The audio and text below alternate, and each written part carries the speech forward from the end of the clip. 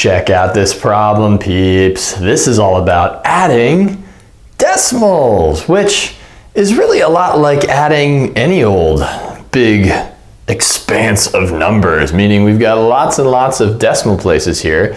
The number one rule, you want to make sure that you pair up the proper decimal places with each other. So what I've done here is I've written out the problem horizontally as you might see it in a typical textbook or workbook exercise in class. And you see 11.590 plus 2.047. So what I do here is note that this problem could also be written as 11.59 plus 2.047. And you want to add that 0 onto there so that I personally want to line things up vertically so that you have the decimal places lining up perfectly. Thousands with thousands, hundreds with hundreds, tenths with tenths, and so on and so forth. So make sure that all the proper decimal places line up nicely.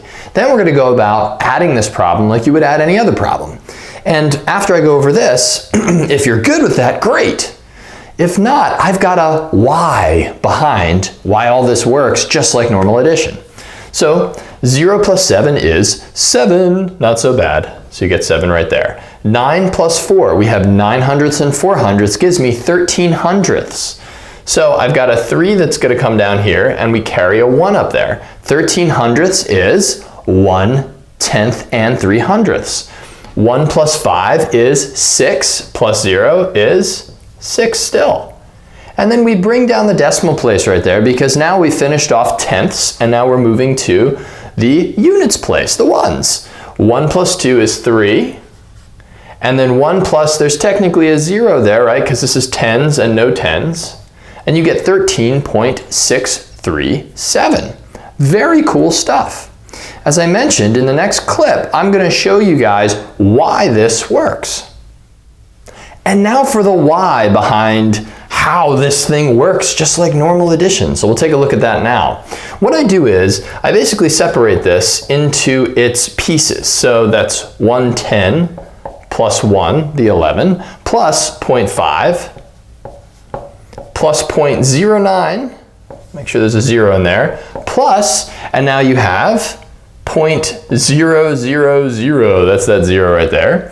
And then you have 2 plus 0.0, 0 tenths, plus 0.04, plus 0.007. And the reason why I'm expanding out everything as the addition of decimals is to show you that carrying works the same way with decimals as it does with whole numbers.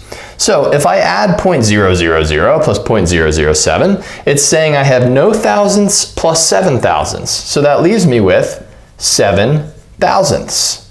On top of that, now we get to the hundredths place. And in the hundredths place, I have 9 hundredths and 4 hundredths. If you write that out, that gives me 13 hundredths, right? So just looking at this, I get 0.13 out of that. Well, here's the thing. In terms of decimal places, we only have space, as we did here, for any single digit number of hundredths. So I have 3 hundredths that are going to stay. And then I have a whole nother tenth, so it's kind of like 0.1 plus 0.03. So the 0.03 stays, and a 0.1, which is 1/10, goes into the tenths place, just like how carrying works. Then I have 0.1 plus 0.5, which is 0.6, no additional tenths. And then I keep going, and I get 1 plus 2 is 3, and 10 and no tens is 10. And when you add everything up, what do you get? 13, 6 tenths, 3 hundredths, and 7 thousandths, or the exact same answer we got before. Again, the point of going over that was just to show you that addition with decimals, no different than addition with whole numbers, with a little extra reasoning behind why it works. Check this out. What we have here is a word problem that involves something called front-end estimation. It's something that I use when I go out to shop or if I go out to a restaurant.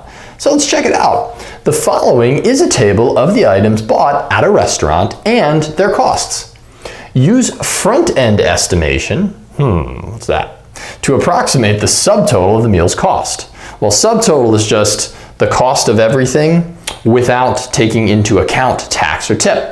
Front-end estimation is a way that we can add decimals by approximating their values. So we're not going to get the exact answer here. We're going to get a decent approximation. And it's called front-end because we're literally going to use the front and then the end of each decimal to approximate. So here's the front.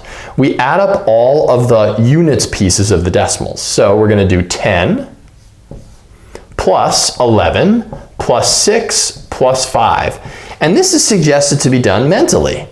10 plus 11 is 21, plus 6 is 27, plus 5 is 32.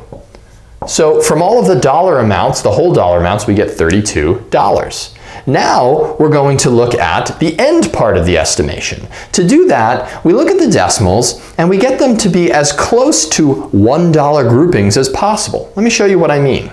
I look at the 0.35 and the 0.79. So this is what's going on in my head. And I think 0.79 plus 0.35 is approximately $1, roughly $1. And then I look at the next group, these two guys right here, and I have 0.1 plus 0.89. That also is approximately $1. So our total is approximately going to be 32 plus 1 plus 1, or 33 and 1, which is approximately $34. That gives you a very good approximation of what could be a pretty nasty bill to calculate. Pretty cool stuff.